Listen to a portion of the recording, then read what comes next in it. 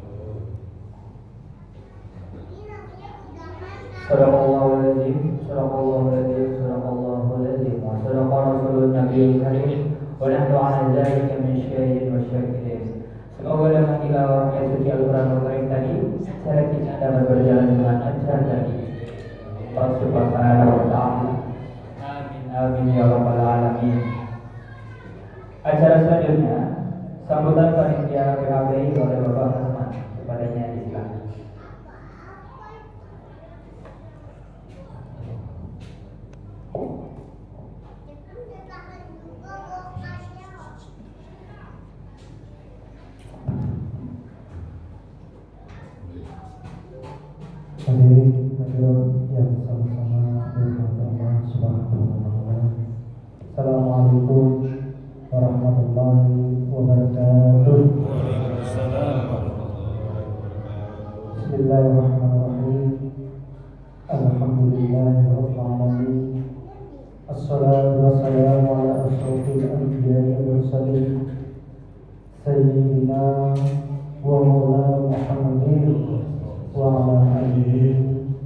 sahbihi ajma'in. Amma ba'du. Yang terhormat Bapak Ketua RT 47 Perumahan Parasatu, yang saya hormati para alim ulama, tokoh agama, tokoh masyarakat, majelis haji, adik-adik dan undangan yang tidak dapat saya sebutkan satu persatu. Dan tentunya yang kita hormati, kita cintai, dan kita muliakan ulama kita, guru kita, Kiai Haji Bahtiar Muhammad Yunus. Beliau hadir memenuhi undangan kita yang nantinya akan memberikan tausiah dan makna dari peringatan Isra Mi'raj Nabi besar Muhammad Sallallahu Alaihi Wasallam tahun 1445 Hijriah. Hadirin jamaah Mushola An-Nur yang sama-sama dimuliakan Allah, kami dari pengurus dan pelaksana peringatan Isra Mi'raj tahun 1445 Hijriah mengucapkan terima kasih atas bantuan infak sedekah yang Bapak Ibu berikan. Semoga apa yang Bapak Ibu berikan menjadi amal ibadah dan nilai kebaikan di sisi Allah Subhanahu wa Ta'ala. Kami juga meminta maaf serta ampun walaupun dalam bulan kita sudah masuk di bulan Sya'ban. Namun hal itu tidak mengurangi rasa syukur kita, takwa kita kepada Allah Subhanahu wa Ta'ala, dan cinta kita kepada baginda kita Rasulullah Sallallahu Alaihi Wasallam.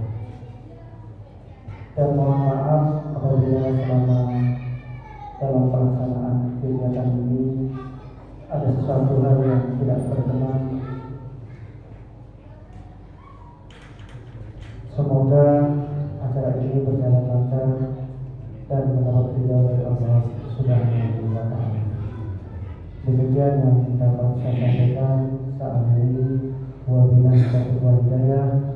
Assalamualaikum warahmatullahi wabarakatuh.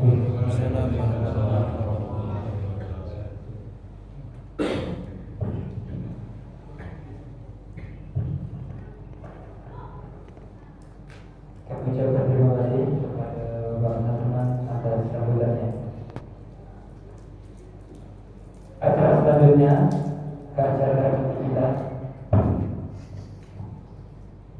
yakni acara ceramah hikmah Isra Mi'raj Nabi Muhammad Sallallahu Alaihi Wasallam oleh Kiai Haji Bahtiar Muhammad Yunus, dan dilanjutkan dengan Fadhil alaihi wasallam. Saudara Nabi, Allahumma shalli ala Muhammad. Allahumma shalli alaihi.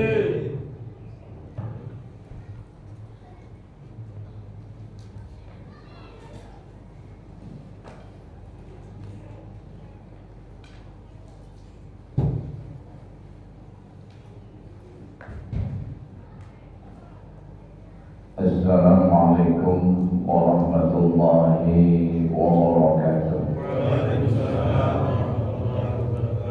Alhamdulillahilladzi an'ama alaina bi ni'matil iman wal islam. Asyhadu an la ilaha illallah wahdahu la syarika lah. Wa asyhadu anna Muhammadan abduhu wa rasuluh la nabiyya ba'dahu, amma ba'du. Segala puja puji bagi Allah Tuhan semesta alam, salawat dan salam bagi Rasul mulia Nabi Muhammad Sallallahu Alaihi Wasallam. Ya, bersama-sama kita muliakan para alim ulama, tokoh-tokoh agama, tokoh-tokoh masyarakat, wabil khusus Habib Syaiful Al-Qadri, Imam Langgam, Imam Mushola An-Nur, pengganti Imam Mushola An-Nur Kalau ada yang kata imamnya, mana ada penggantinya itu. Kemudian grup Habsi Musola Nur Al-Hidayah. Kemudian bapak-bapak, ibu-ibu yang hadir pada hari ini, walaupun saya perhatikan wajah-wajahnya letih dan lelah habis menghitung. Kayaknya anggota KPPS semuanya. Jemaah yang dimuliakan oleh Allah Subhanahu wa taala. Alhamdulillah pada hari ini kita bisa hadir di Mushola An-Nur dalam keadaan sehat walafiat. Semoga Allah berikan berkah di dalam hidup kita, diluaskan rezeki kita, dipanjangkan umur, ditambahkan keimanan dan ketakwaan, dibaikkan keluarga kita sehingga menjadi keluarga yang sakinah mawaddah warahmah, dibaguskan anak keturunan kita semoga menjadi anak keturunan yang soleh dan solehah, dan telah pada masanya ketika Allah mewafatkan kita, semoga kita diwafatkan dalam keadaan husnul khatimah. Hari kiamat semoga dikumpulkan dengan baginda Rasulullah sallallahu alaihi wasallam, dengan kalangan para nabi, para siddiq, para syuhada dan orang-orang yang saleh. Untuk semua hajat dan keinginan kita yang baik agar dikabulkan oleh Allah baik dunia maupun akhirat. Al-Fatihah.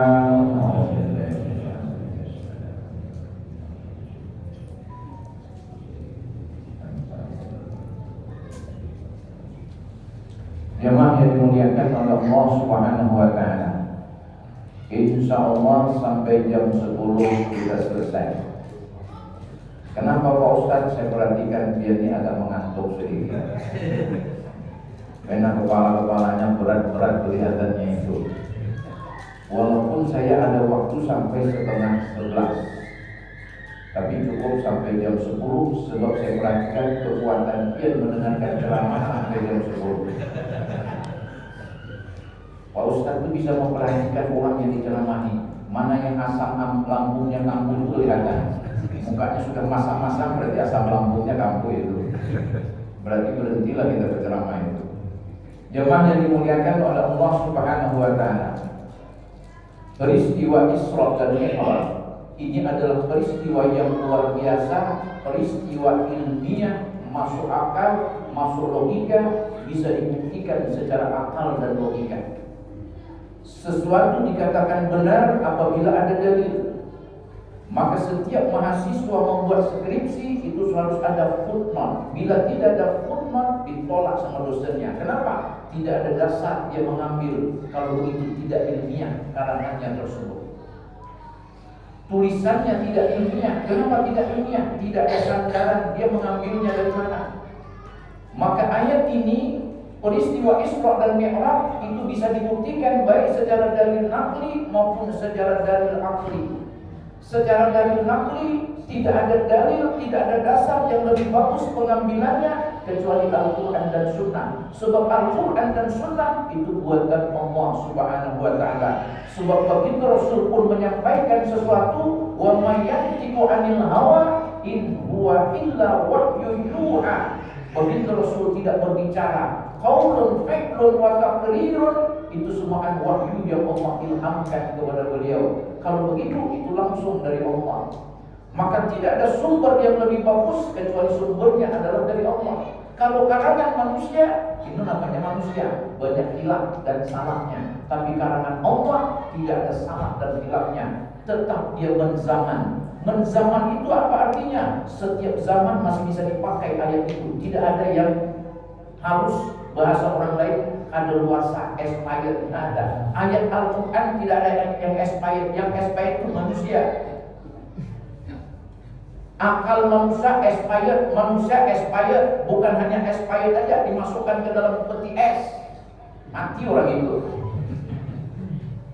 Tapi kalau Al-Quran tidak, dia menzaman. Sifat Al-Quran itu menzaman. Kenapa? Sebab Allah yang menciptakan zaman, Allah yang membuat dunia dan akhirat. Maka ayat Al-Quran sesuai dengan untuk urusan dunia dan urusan akhirat.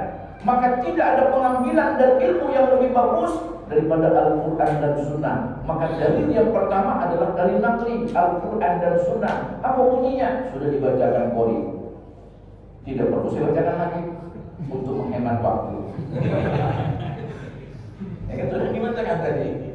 Maka disebutkan satu surah di dalam Al-Quran namanya surah Al-Isra. Subhanalladzi asra bi 'abdihi lailan minal masjidil haram ilal masjidil aqsa alladzi barakna haulahu linuriyahu min ayatina innahu huwas samiul basir. Itu ayat berbicara tentang Isra dan Mi'raj. Secara dalil nakli wujur, kalau ini ilmiah berarti kenapa? Ada dalilnya, ada sandarannya, ada dasarnya. Dan dasar yang diambil itu dasar yang paling kuat sudah. Itu dalil nakli.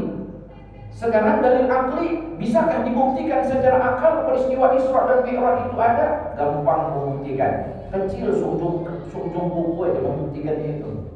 Bahwa peristiwa ini benar. Kayak apa cara membuktikannya?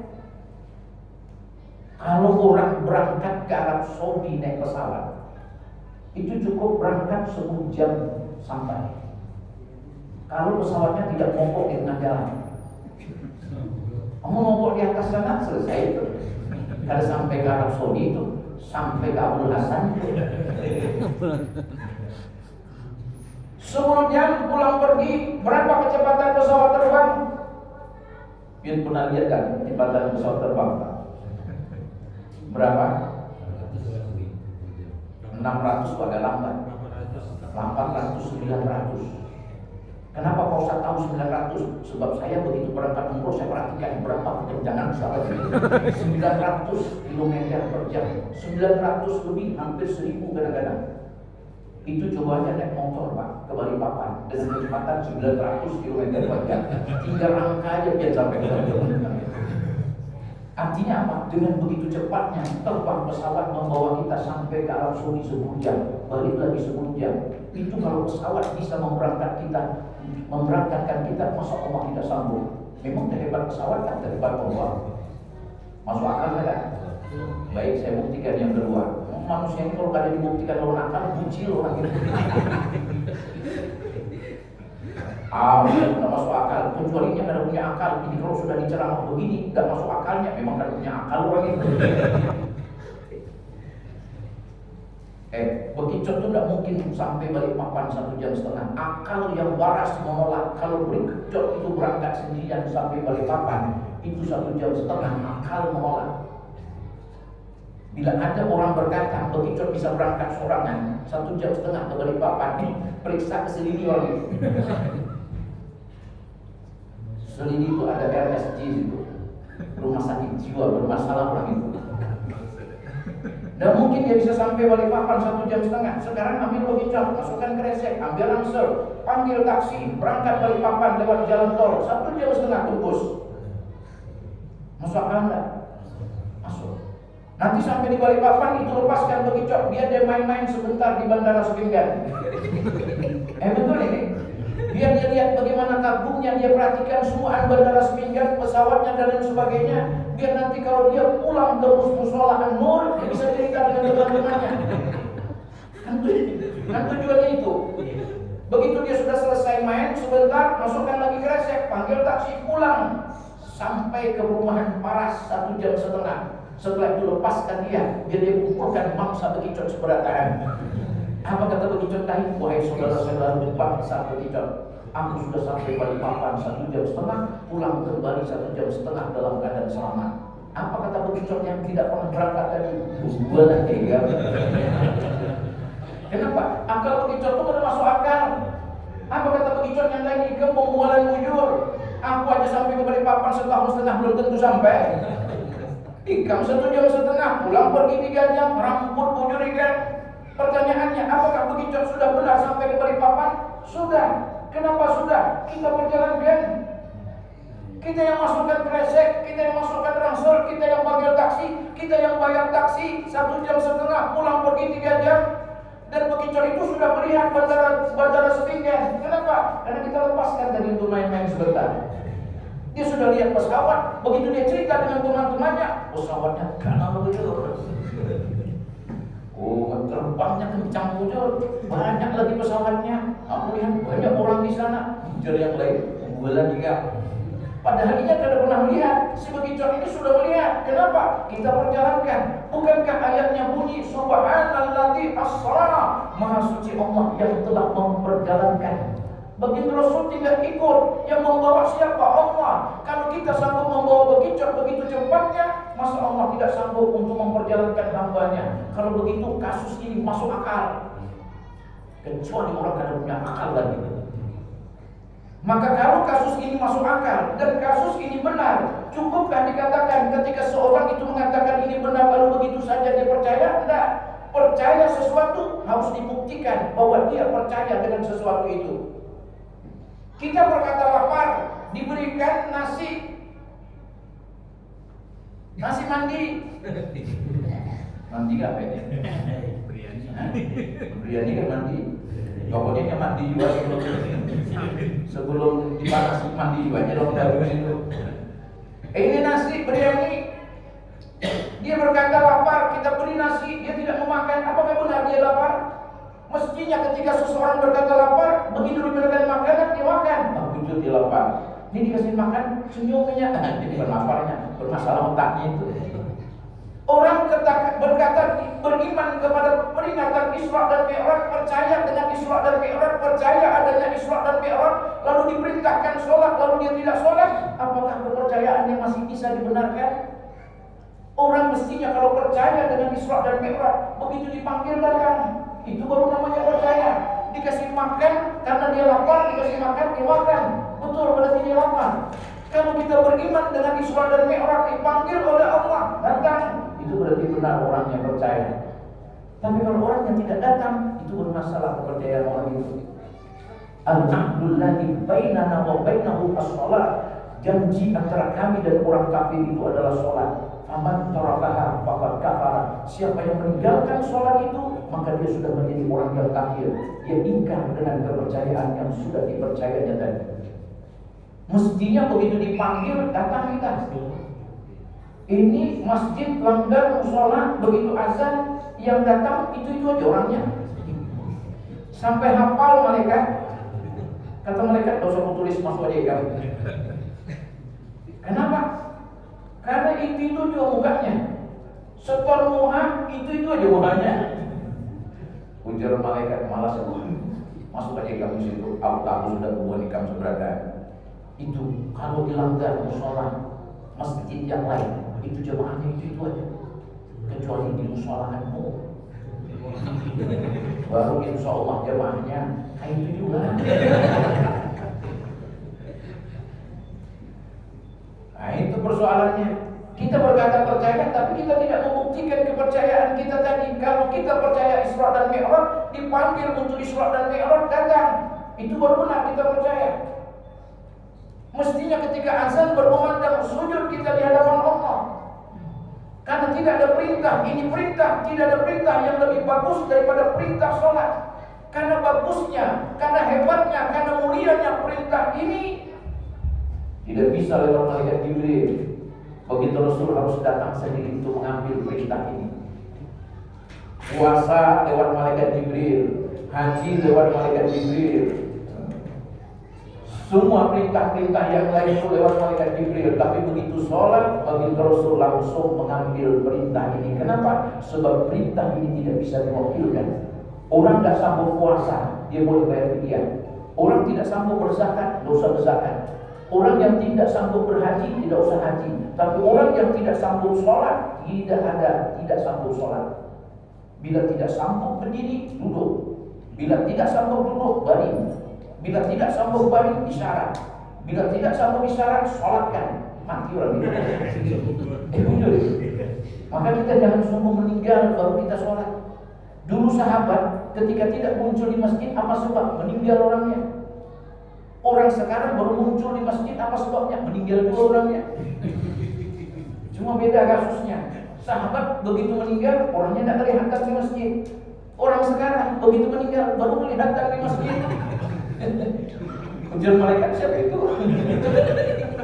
Kata malaikat sebelahnya, baru tahu siapa itu. Seumur hidup belum pernah melihat batang hidungnya. Begitu diperiksa buku catatannya sekalinya ada, setahun sekali. Idul Fitri lalu tidak ada.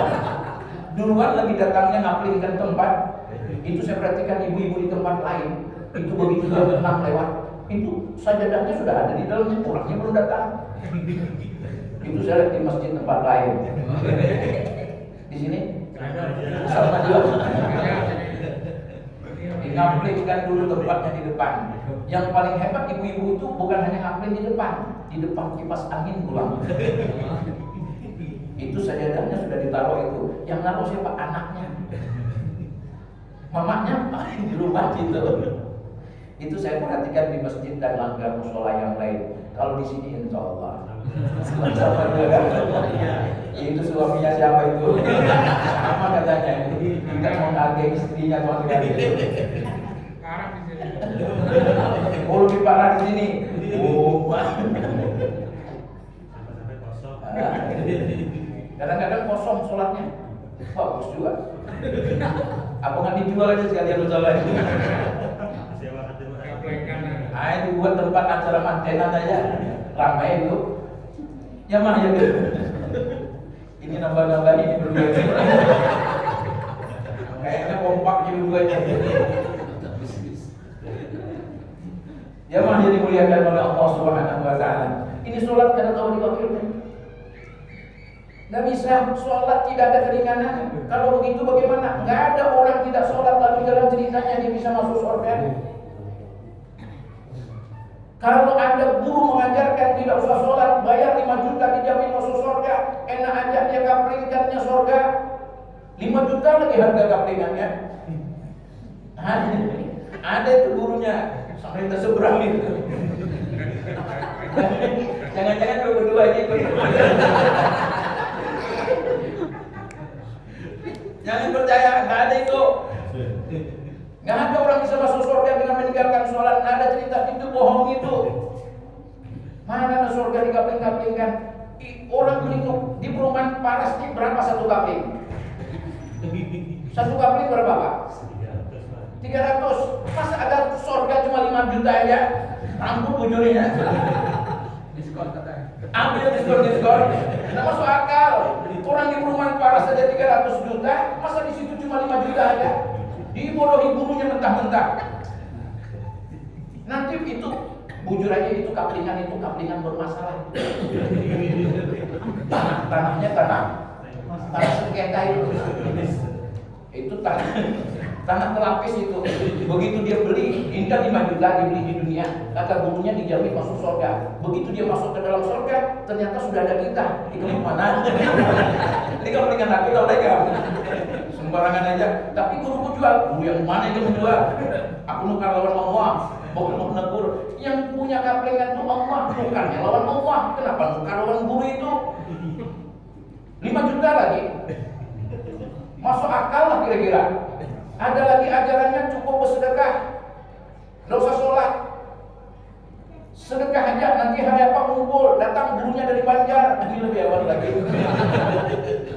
Datang gurunya dari Banjar, sep sedekah. Semuanya disedekah. Sebagian bawa pulang untuk gurunya. Kenyaman gurunya, aku juga mau jadi guru itu. Apa duit untuk guru? Tapi muridnya. Kalau guru salah, maka murid yang memilih guru jauh lebih salah. Kenapa dia mau milih guru kayak gitu? Nah ada orang kalau seandainya bisa jamin 5 juta masuk surga, saya juga berani hari ini 2,5 juta aja. Guru itu menjamin, saya jamin juga. Guru itu jamin masuk surga, saya jamin masuk neraka jahanam. Mana orang tidak sholat masuk surga. Begitu Rasul itu orang paling dekat, ahli tasawuf paling tinggi, lebih hebat daripada malaikat Jibril. Begitu Rasul tanya Jibril, kau bertemu dengan Allah? Apa kata Jibril? 70 hijab yang membatasi antara aku dengan Allah dari cahaya. Aku tidak bisa melihat Allah Subhanahu wa taala secara langsung. 70 hijab. Nabi Musa ingin ketemu dengan Allah, kalimullah, bisa bicara dengan Allah. Dia minta, wahai Allah, aku ingin melihat zatmu. Apa kata Allah? Wahai Musa, kalau kau bisa memperlihat ketika aku bertajalli dengan gunung tersebut, maka kau ada harapan untuk bisa melihat aku. Lalu Allah memperlihatkan, aku bertajalli kepada gunung tersebut. Berapa besar nur yang Allah tampakkan? Selubang jarum, kata ulama. meledak gunung tersebut, pecah gunung tersebut, dan pingsan Nabi Musa. Artinya apa? Tidak ada harapan. Yang bisa ketemu siapa? Begitu Rasul. Malaikat Jibril itu sampai Sidratul Muntaha. Setelah selesai Sidratul Muntaha, apa kata malaikat Jibril? Silahkan kau lanjutkan perjuanganmu untuk bertemu dengan Allah. Aku sampai di sini saja. Kalau aku memaksakan, maka terbakarlah aku. Nah, ada yang bisa. Tapi begitu Rasul sampai akhir ajalnya tidak pernah meninggalkan sholat. Tidak pernah sekalipun begitu Rasul meninggalkan sholat sampai akhir hidupnya. Maka tidak ada guru tasawuf lebih hebat daripada beliau, tidak ada wali lebih hebat daripada beliau, tidak ada nabi yang lebih hebat daripada beliau. Belum ada orangnya, tapi namanya sudah ada di pintu surga. Asyhadu an la ilaha illallah wa asyhadu anna Muhammadar Rasulullah. Sudah disebutkan di dalam kitab Taurat dan kitab Injil. Nabinya belum ada, sejarahnya sudah ada. Biasanya orang-orang setelah meninggal sejarahnya baru ditulis. Nabi Muhammad orangnya belum ada, sejarahnya sudah ditulis. Begitu mulianya beliau, tetap sampai akhir hayat tidak pernah meninggalkan sholat. Datang guru pembualan, jual kambingan surga 5 juta, cukup bersedekah masuk surga. Pak Ustaz, ada orang bertanya, lebih bagus orang sholat tapi akhlaknya buruk atau orang yang akhlaknya baik tidak sholat? Pilih mana Pak? Orang sholat akhlaknya jelek atau orang tidak sholat tapi akhlaknya baik? Yang paling bagus itu adalah orang yang sholat dan akhlaknya baik. Betul itu? Orangnya sudah sholat, akhlaknya baik. Pak Ustaz, seapus-apusnya kayak apa Pak Ustaz? Seapusnya orang sholat walaupun akhlaknya tidak baik, daripada tidak sholat akhlaknya baik. Sebab akhlak baik tidak sholat, maka akhlak itu tidak ada manfaat. Awwalu ma yuhasabu al-'abdu yawmal qiyamah as-shalah. Yang pertama dihisab anak Anda hari kiamat itu sholatnya, bukan akhlaknya. Sebab akhlak itu dengan manusia, tapi sholat itu dengan Tuhan. Bila orang tidak sholat, dia dosa dengan Tuhan. Tapi kalau orang akhlaknya tidak baik, dia dosa dengan manusia. Dosa dengan manusia paling dipanggang di neraka jahanam. Dosa dengan Tuhan tidak akan Allah masukkan ke dalam surga. Terbagus mana? Tidak masuk sama surga, ke dalam surga sama sekali, atau masuk ke dalam neraka lalu begitu masuk ke dalam surga. Pilih mana? Masuk surga terus. Masuk surga tidak usah mampir dong. Kalau begitu sholat jangan ditinggalkan. Begitu azan datang, panggilan datang. Sebab apa? Aku panggil kalian 3 kali. 1 panggilan sholat, yang kedua panggilan ibadah haji, dan yang ketiga panggilan kematian. Siapa yang tidak mendatangi panggilan pertama, tidak bagus untuk panggilan pertama, panggilan untuk sholat, maka panggilan kedua dan ketiga akan berat baginya. Orang yang tidak sholat, duit banyak, belum berangkat haji juga. Duitnya banyak, belum berangkat haji juga. Padahal gampang aja, cukup dia batuk sekali berangkat haji. Kenapa? Duit di miliaran. Haji itu paling 350 juta. Sekali batuk, 350 juta. Itu hanya pengusaha batu bara.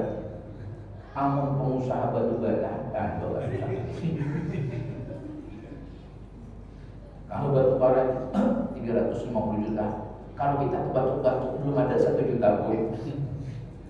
Nah itu di dalam itu.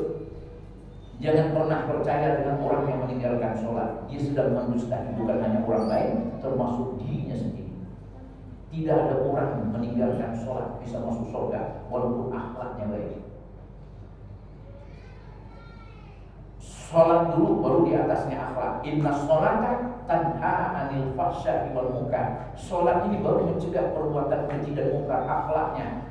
Cuma kalau ada orang sholat kemudian tidak berakhlak, kurang bagus akhlaknya, berarti sholatnya kurang kualitas. Sholatnya kurang bagus. Jadi itu yang pertama. Jadi kita percaya dengan peristiwa Isra dan Mi'raj ini. Kalau kita percaya, begitu dipanggil kemudian kita sholat. Dan kalau kita sholat, nah, jangan sampai seperti apa kata Allah di dalam Al-Quran, fawailul lil musallin, celaka orang yang sholat, alladzina hum an sholatihim sahun, yaitu orang yang lalai dengan sholatnya. Apa maksudnya lalai? 1, suka mundur-mundur waktu sholat.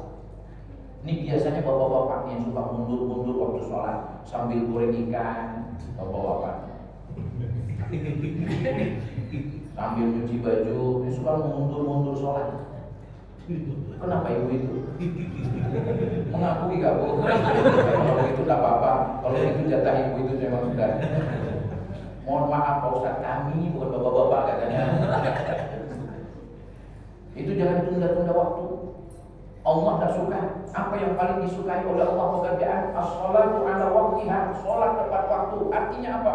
Umat Nabi Muhammad ini harus tepat waktu. Sebab Allah suka kepada orang yang tepat waktu. Maka sholat jangan ditunda. Sebab siapa yang menunda waktu dengan Allah, maka akan ditunda urusannya di dalam kehidupannya. Ditunda anak itu menjadi baik, ditunda suaminya naik pangkat, ditunda rezekinya yang banyak, ditunda semuanya. Kenapa? Karena menunda-nunda dengan Allah. Siapa yang ingin membaguskan urusan di dalam kehidupannya, maka baguskanlah hubungannya dengan Allah. Allah baguskan semua urusannya dunia dan akhirat. Begitu azan langsung tinggalkan. Cuma kalau dokter jangan. Lagi mau operasi pasien, Allah ditinggalkan ya pasiennya. Selesai sholat meninggal pasiennya. Tanya malaikat, kenapa kau meninggal? Tuh dokter itu azannya langsung tinggalkan aku. Mau dokter selesaikan dulu. Operasinya sudah selesai, baru ketika itu dia sholat. Itu adalah awal waktu bagi seorang dokter untuk sholat. Kecuali habis operasi, merokok dulu dia. Habis itu nonton sinetron, habis itu warung kopi, hanya sholat. Itu berarti mengakhirkan sholat. Tapi begitu selesai operasi dia langsung sholat, itu sholatnya adalah tepat waktunya. Walaupun azan itu jam 12 lewat 29, bisa saja dia sholat selesai operasinya jam 2, jam 2 baru dia sholat. Maka bagi dokter yang operasi seperti itu, dia tetap sholat di awal waktunya. Karena tidak mungkin baginya untuk menunda pasien ini. Itu kalau dokter. Tapi kalau ibu di rumah masih bisa menunda penggorengan ini. Begitu ibu baru masuk satu penggorengan, ikan masih ada di atas penggorengan, azan berkumandang, tinggalkan. Cuma selesaikan dulu gorengan itu segini itu. Selesaikan yang satu itu, tinggalkan. Jangan lompat-lompat langsung ditinggalkan gorengannya. Selesai sholat hangus, gosong. Begitu suaminya pulang, ini kenapa? Ini memang khusus ikan didatangkan dari Ethiopia mas. Makanya hitam ikannya, bukan hitam, bukan Afrika itu, gosong. Jadi dibaguskan. Begitu selesai penggorengan, selesainya masih ada 3 sisa penggorengan, sampaikan. Kan giliranmu setelah aku sholat. Daripada nanti aku dipanggang, diputus dapur panggang. Kalau kita tidak mau melaksanakan begitu, nanti Allah mengancam kita. Apa ancaman Allah untuk orang yang tidak sholat? Masalah hukum fi saqar, apa yang menyebabkan kalian ini masuk ke dalam neraka saqar? Qalu, mereka menjawab, penyebab kami masuk ke dalam neraka saqar, lam naku minal musallin. Kami di dunia tidak termasuk orang-orang yang sholat. Maka Allah masukkan kita ke dalam neraka saqar. Maka supaya tidak masuk ke dalam neraka saqar, bagaimana? Segera tunaikan sholat. 1, jangan tunda waktunya. Yang kedua, bagus bacaannya. Belajarlah untuk membaca Al-Quran. Sebab banyak bapak-bapak ibu-ibu itu belum bisa baca Quran. Iqra 1 aja belum tamat. Ketawa dia. Karena dia tahu ada bapak-bapak memang Iqra 1 belum tamat. Tapi lain bapaknya insya Allah tamat. Ada orang tua itu belum bisa baca Quran. Siapa saja yang mendengarkan tausiah pada hari ini dan belum bisa baca Quran, belajarlah, panggil guru ke rumah. Belajarlah walaupun Iqra 1. Kalau kita malu dengan tetangga, beli gembok, rantai kapal, kunci pintu pagar. Kalau perlu ada spanduk tulisan di situ, orangnya sedang tidak ada. Sebab orangnya sedang di langit ke-7 belajar Iqra 1. Belajar Iqra. Seandainya kita meninggal baru belajar Iqra 1, panggil guru ke rumah, alif ba, begitu sampai waktu ta meninggal dunia, tamat riwayatnya. Tamat riwayatmu. Baru begitu tetap jadi tulis oleh Allah sebagai orang yang baca Quran. Kalau begitu aku nunggu yang itu aja Pak Ustaz. Apa cara menunggunya? Bisalah biar mempraktekkan supaya nanti begitu alif ba ta langsung meninggal dunia, lalu Allah tulis sebagai orang yang membaca Quran. Tak bisa diatur malaikat, tak bisa disogok. Malaikat tuh kalau disogok, kalau bubuhannya kawal disogok itu. Tapi kalau malaikat tak bisa. Maka oleh karena itu belajarlah setelah mendengarkan tausiah, panggil guru. Biar yang laki-laki panggil guru ke rumah, jangan panggil ustazah. Bermasalah pulang nanti situ. Al-Quran yang jadi yang lain jadi. Ibu-ibu panggil ustazah ke rumah, belajar Iqra. Kecuali ustazahnya itu bisa pian panggil, bini di samping, atur aja. Kalau perlu bini itu kalau bisa bergerak sama sekali, motor gigit. Belajarlah Al-Quran. Sebab orang yang tidak mempelajari Al-Quran, tidak membaca Al-Quran, satu, hidupnya sempit. Fa inna lahu ma'isyatan dhanka. Yang kedua, wa nahsyuru yaumal qiyamati a'ma. Kubangkitkan hari kiamat kata Allah, kubutakan matanya. Yang ketiga, wa kadzalika yaumal tumsa, aku pun akan melupakan engkau. Kuturunkan ayatku, kau lupakan dia, kau tidak baca, kubutakan matamu dan melupakan engkau pada hari kiamat. Kalau dia tidak mau dibutakan hari kiamat dan dilupakan oleh Allah, baca Quran. Kita ini perlu dilupakan istri, tidak ada masalah. Cari yang baru. Kalau dilupakan istri, kalau dilupakan Allah, mana kita mencari yang Tuhan yang baru? Maka satu-satunya itu Tuhan, Qul huwallahu ahad, maliki yaumiddin, raja pada hari pembalasan. Allah dua, bukan yang lain. Raja-raja yang lain itu raja-raja kecil, raja hakikat sesungguhnya adalah Allah. Kenapa Allah? Sebab kerajaan Allah tidak terbatas, tidak dibatasi waktu dan tidak dibatasi ruang. Allah itu. Kalau raja yang lain tidak bisa. Raja Brunei ingin masuk Indonesia terkawal, ingin masuk Malaysia terkawal, tapi raja Allah bisa masuk kemana pun juga, karena terbatas. Dan raja yang di dunia ada waktunya untuk meninggal. Begitu meninggal ganti raja yang lain. Allah sampai hari kiamat tetap saja Allah ada. Makanya kita jangan sampai tidak membaca Quran. Belajarlah baca Quran walaupun sudah tua. Untuk apa Pak Ustaz aku belajar Al-Quran? Sudah tua. Untuk supaya kalau kita dibangkitkan hari kiamat tidak buta dan tidak dilupakan oleh Allah. Ibu, kalau ibu dilupakan suami senang kan? Senyum ibu itu berarti senang sedikit. Tapi kalau kita dilupakan oleh Allah, kemana Tuhan yang lain tidak kita cari?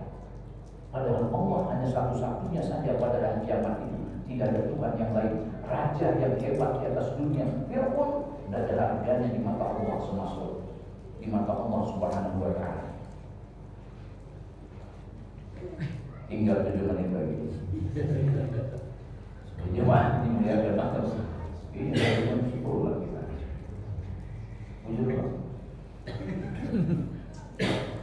Jangan masuk kelas. Kelihatannya biarnya asam uratnya sudah mulai naik.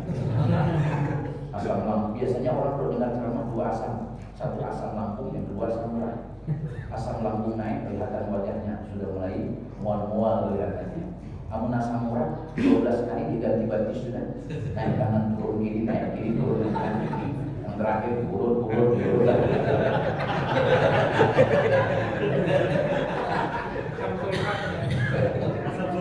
Asam sulfat kan?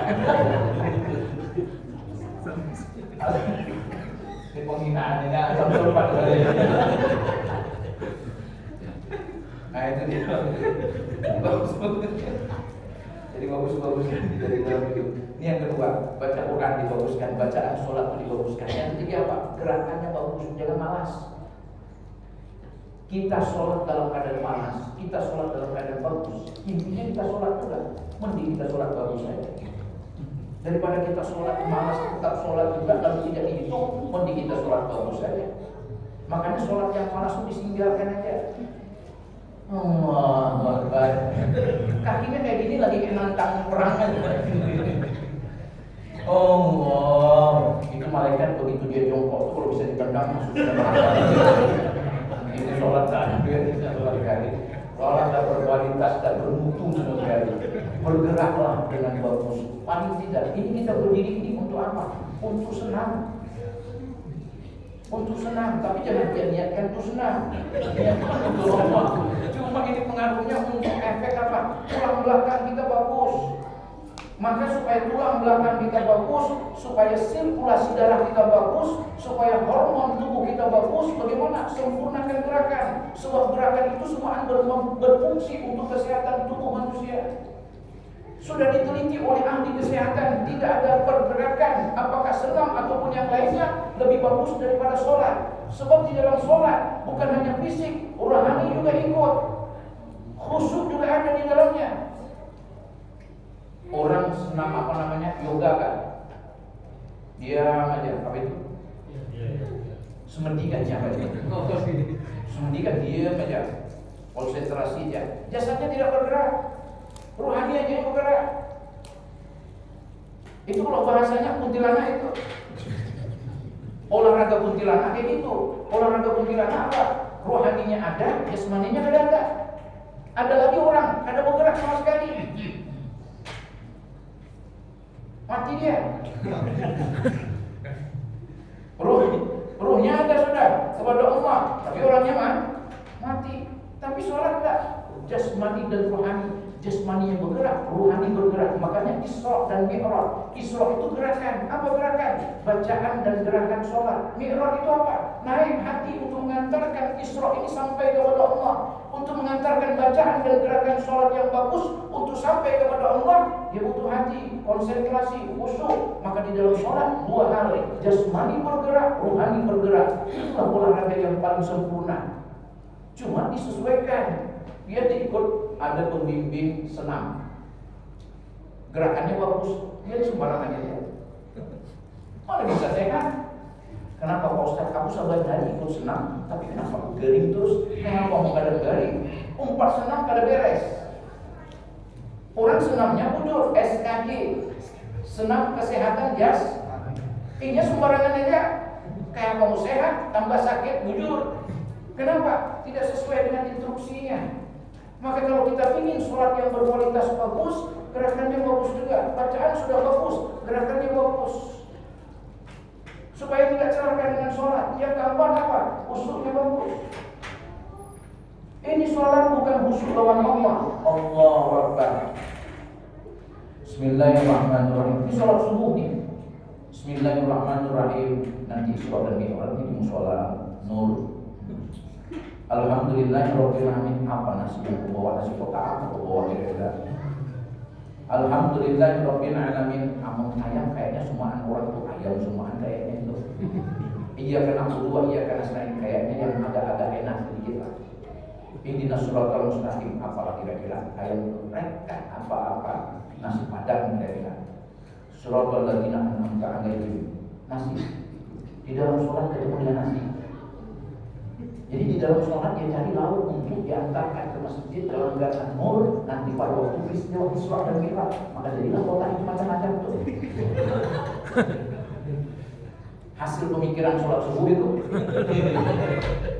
Jadi dalam sholat subuh itu terbayang nasi kotak. Ada lagi Allah nasi kotak aja. Itu kalau ada orang sholat begini, nanti hari kiamat dia tidak akan sampai kepada Allah, sampainya kepada nasi kotak. Kenapa di dalam nasi kotak ini kamu sholat di atas dunia mikir nasi kotak, makan tuh nasi kotak. Maka di dalam sholatnya harus khusyuk. Sebab yang mengantarkan sholat ini sampai ke hadapan Allah ya sholat itu, khusyuk tadi itu, mi'raj tadi itu. Dan yang sanggup mi'raj hati, jasad tidak mungkin. Yang hendak mi'raj untuk sampai ke Jawa aja bukan ke langit, itu harus naik pesawat. Tapi kalau untuk mi'raj cukup pejamkan mata sampai di langit yang ketujuh, hantarkan sholat Isra kita yang sudah bacaan yang bagus, gerakan bagus, hantarkan itu sampai kepada Allah. Siapa yang mengantarkan? Hati kita. Mi'raj naik, Isra dan Mi'rajnya umat Nabi Muhammad ini di dalam sholat. Setiap hari dia berkomunikasi. Makanya ketika dia banyak sholat, Allah hapuskan semua kedukaan di dalam hatinya. Jadi orang kalau sedih sholat. Pian kalau seandainya diomeli oleh bini pian, sholat. Tapi jangan sholat waktu pian bini pian masih ngomel, pian sholat. Ada khusyuk pian sholat. Dengar terus omelan bini pian itu, maka bini sengaja pulang dekat-dekat dengan pian sholat. Nanti setelahnya ampi ngomel hanya pian sholat. Supaya apa? Hati pian tenang. Ibu-ibu sering mandi sama suaminya? Enggak? Enggak salah lagi maksudnya? Enggak apa-apa, diomongin aja. Ibu kalau sering mandi suami bagus untuk jantung suami. Untuk jantungnya bagus, kenapa? Sering terpacu. Cuma untuk umurnya ada bagus, cuma meninggal. Dibaguskan kita di dalamnya. Khusyuk kita baguskan. Kemudian yang terakhir, ajaran sholat dipakai. Ini pas sebenarnya waktunya itu jam 12, jam 10. Ini yang terakhir. Kalaupun lewat 5 menit lah. Bonus lah. Kan asam sulfatnya belum terlalu parah. Baru di sini saya ketemu dengan asam sulfat. Jadi di dalam hidup itu yang terakhir apa? Ajaran sholat dipakai. Inna sholata tanha anil fahsya'i wal munkar. Sholat kita ini harus mampu mencegah kita dari perbuatan keji dan munkar. Di dalam sholat bagus bacaannya apa? Allahu Akbar, kabulkan Allah. Setelah itu bacaan apa? Fatihah, bacaan surah. Subhana rabbiyal azim wa bihamdi, subhana rabbiyal a'la wa bihamdi. Terakhir, assalamualaikum warahmatullahi wabarakatuh. Imam salah itu tegurnya bagus, subhanallah. Tinggal imam berpikir salahnya di mana. Tapi bila imam kada tahu dan tidak bisa menemukan salahnya di mana, berarti salah pilih imam. Subhanallah turunnya, subhanallah naik lagi dia, subhanallah turun lagi dia. Itu kayak naik tangga, naik turun aja orangnya. Berarti salah pilih imam itu. Jadi di dalam hidup ini ajaran sholat dipakai. Jangan sampai setelah di rumah bini bawa sayur tumpah kena suaminya, langsung melotot suaminya, matamu kemana? Untung istri itu diam aja. Coba dia jawab, ini mas mataku. Tambah parah lagi itu. Artinya apa? Setelah selesai sholat mestinya bagus. Begitu bini kada sengaja numpak sayur, senyum dia. Kenapa mas? Tumpahin lagi dong. Itu bagus. Kenapa? Sebab ajaran sholat itu kalau kita pakai bagus, tutur kita bagus, tutur kata kita bagus, perbuatan kita bagus. Sebab di dalam sholat tidak ada perbuatan macam-macam. Dia mengagungkan Allah, membesarkan Allah, sujud, rukuk di hadapan Allah, bertakbir di hadapan Allah. Bahkan dia baca assalamualaikum, artinya apa? Semua orang yang ada di sekitar dia mestinya selamat. Allati barakna aulahu, semua orang yang ada di dalam kehidupannya, yang di sekeliling dia mendapatkan keberkahan dari sholat yang dia kerjakan dengan berkualitas. Kalau orang seperti ini, insya Allah bagus semua. Indonesia ini aman. Kada lagi orang bertusukan, kada lagi orang berkelahian, kada lagi orang meniput, kada lagi orang minta jambu, minta belimbing, minta rambutan, 3 karung dibawa. Pak, minta rambutan ambil ya, 3 karung sekalinya. Apa? Kata tuan rumah, menyesal dibawa kuberikan. Ada pengalamannya?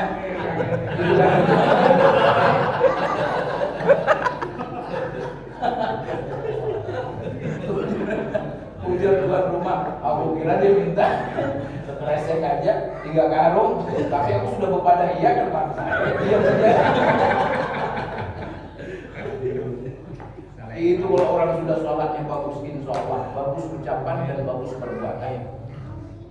Bukan hanya kepada dirinya, juga kepada orang lain di dalam kehidupan. Mudah-mudahan kita termasuk orang-orang yang berbahagia bisa pelajaran yang baik daripada peristiwa Isra dan Mi'raj pada hari ini. Jamaah yang dimuliakan oleh Allah, kita cukupkan di sini pas jam 10:05. Makan nasi, habis itu berangkat sampai di sana pas jam 11. Kalau saya berhenti jam 10 atau setengah 13, saya tidak sempat makan. Malah kita jenguk ke sini. Pun ceramah itu harus berakal. Mengakal dulu. Makanya saya datang tadi jam berapa? Jam 8:15. Maksud saya apa? Supaya jam habis ini ingat cukup saya datang. Makanya saya bilang waktu sampai jam 9. Jujur jam 9 kurang berhenti ya. Padahal saya kasihkan waktunya jam 9 aja. Artinya apa? Cukup 45 menit. Cuma ternyata 40 menit aja. Ya gak ada masalah. Yang penting cukup waktu Ustaz makan. Kita dibawa ke sini aja. Mudah-mudahan ada bantuannya. Al-Fatihah.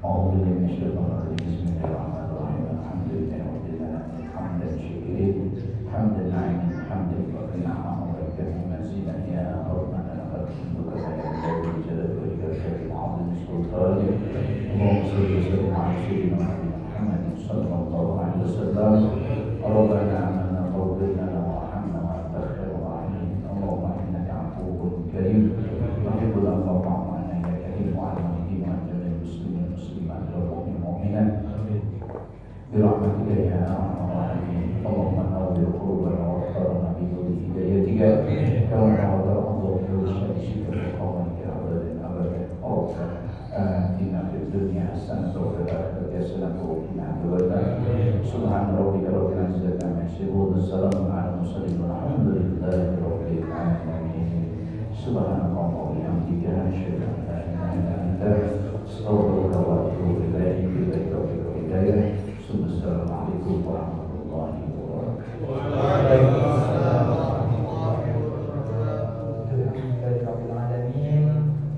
Kami ucapkan terima kasih kepada Gerhard Sebastian Muhammad Yunus atas ceramahnya tadi. Semoga dengan apa yang disampaikan tadi dapat bermanfaat dan kita amalkan dalam kehidupan kita. Amin.